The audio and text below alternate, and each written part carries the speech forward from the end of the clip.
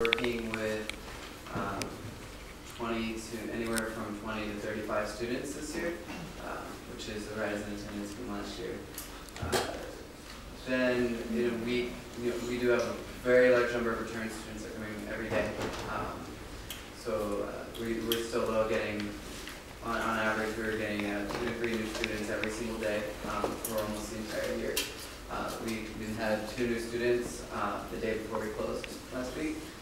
So even the week before we closed, the first couple of days before we closed, we were still having people coming up, just discovering about the program and wanting to come. Thank you. Welcome. Thank you, Daniel. And the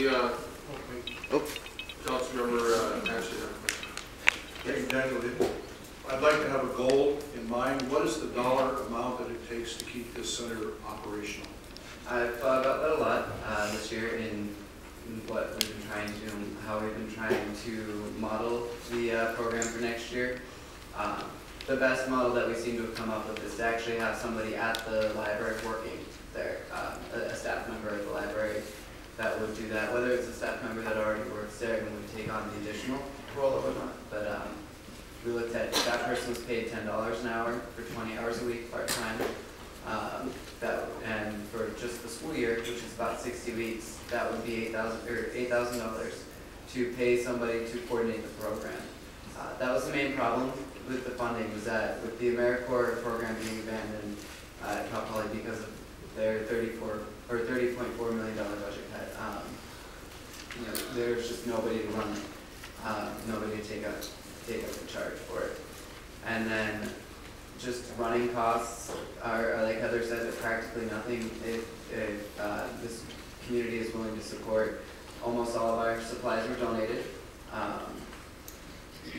Most of our snacks for the first quarter this year were donated because we didn't have a budget at the time, and then we received a donation that paid for the rest of the year's snacks.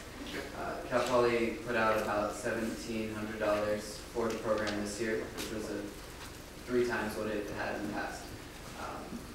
But in general, it could run just on the coordinator. So it sounds like $10,000 would keep the doors open and keep the program running. That was about what I would say would be like what you could do it comfortably. Minimally, you could actually cut it back to maybe $8,500 to $9,000. This is a Cal Poly funded program.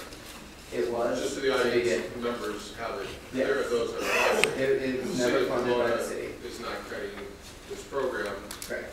It's strictly funding that's been unfortunately cut from another source. Yes. Nor am I suggesting that the city pick this up, but there are other sources and there are other ways. And if we have a goal, at least we have something to aim for. Thank you very much. Thank you.